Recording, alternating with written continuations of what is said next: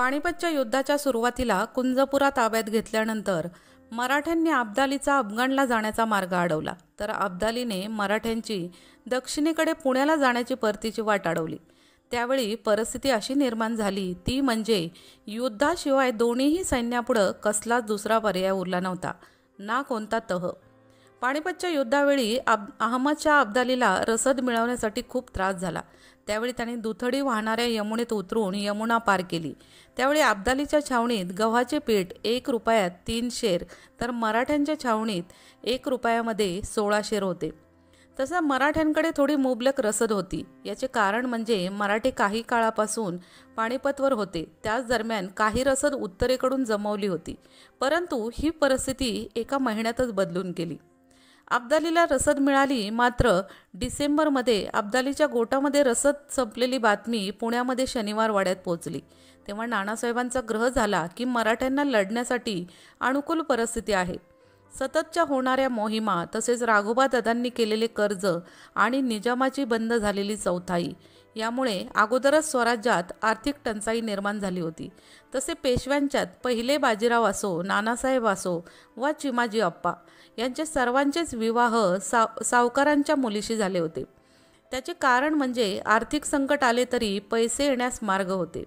त्यामुळे असे म्हणतात, केवळ आर्थिक टंचाई दूर करण्यासाठीच फक्त नानासाहेबांनी वयाच्या 35व्या वर्षी दुसऱ्या विवाहाचा निर्णय घेतला होता। तसं ते सिद्धटेक येथे मुलगी पाहायला गेले। पुण्याजवळील नांदेडमधील बाबूराव ठाकरेंची मुलगी त्यांनी पाहिली, बाजीराव माणकेश्वरांचीही मुलगी पाहिली।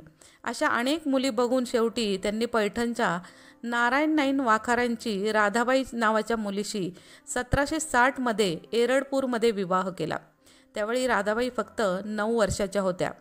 तसे नानांच्या पुरंदरे नावाच्या खबऱ्याने पुण्यात बातमी आणली की आता उत्तरेकडील परिस्थिती बिकट झाली आहे व मराठ्यांची रसदही संपली आहे। तेव्हा त्यावेळी 1761च्या सुमारास नानासाहेब 40,000ची फौज घेऊन उत्तरेत निघाले, परंतु ते पोहोचेपर्यंत 14 जानेवारीला पानिपतवर युद्ध झाले आणि मराठ्यांचा त्यात पराभव झाला।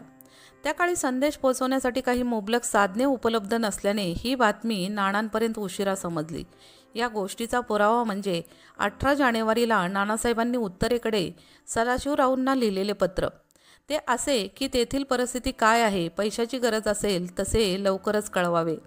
त्याच दरम्यान नानासाहेबांना पानिपतची पहिली बातमी सावकाराच्या एका गोटातून मिळाली होती, पण ती सांकेतिक भाषा इतिहासकार मान्य करत नाहीत। त्यातच अब्दालीचे हेर मराठ्यांना रस्त्यातच अडवायचे, त्यामुळे या गोष्टीवर विश्वास बसणे कठीण होते। तेव्हा पत्र मिळाल्यावर पानिपतची लढाई हरल्याची कुणकुण नानासाहेबांना होती, परंतु मराठे हरले या बातमीवर त्यांचा विश्वास बसला नाही। ते तसेच पुढे सरकत ग्वाल्हेरच्या आधी असलेल्या पाटोदा गावाजवळ पोचले। तेथेच त्यांना मल्हारराव होळकर, नाना पुरंदरे व भाऊसाहेबांच्या पत्नी पार्वतीबाई भेटल्या। विश्वासराव गेल्याची बातमी नानासाहेबांना कळली, मात्र भाऊंविषयी काही खबर मिळाली नाही। परंतु नाना फडणवीस आणि हरिपंत तात्या यांना सदाशिवराव भाऊ गेल्याची बातमी पक्की होती, कारण नाना फडणवीस हे भाऊसोबत असणारे एकमेव जवळचे मराठा माणूस होते। त्यांनी पार्वतीबाईंना सांगितले नाही, कारण हा धक्का त्या सहन करू शकल्या नसत्या। तेव्हा नानासाहेबांनी अब्दालीवर प्रतिहल्ला करण्याचे ठरवले, पण मल्हारराव, नाना पुरंदरे, हरिपंत यांनी नानांना अडवले व समजूत काढली की अब्दालीवर हल्ला करणे आता व्यर्थ आहे, कारण आधीच लढाईत लाखभर मराठा सैन्य मारले गेले आहे। मराठ्यांचे प्रचंड नुकसान झाले आहे। त्यात 40,000 मराठा सैन्य नानासोबत होते। या परिस्थितीचा फायदा निजाम घेऊ शकतो व दक्षिणेत पुण्यावर चाल करू शकतो। पुण्याला असणारा निजामाचा धोका ओळखून 18 फेब्रुवारी 1761 रोजी नाना पुण्याकडे माघारी फिरले।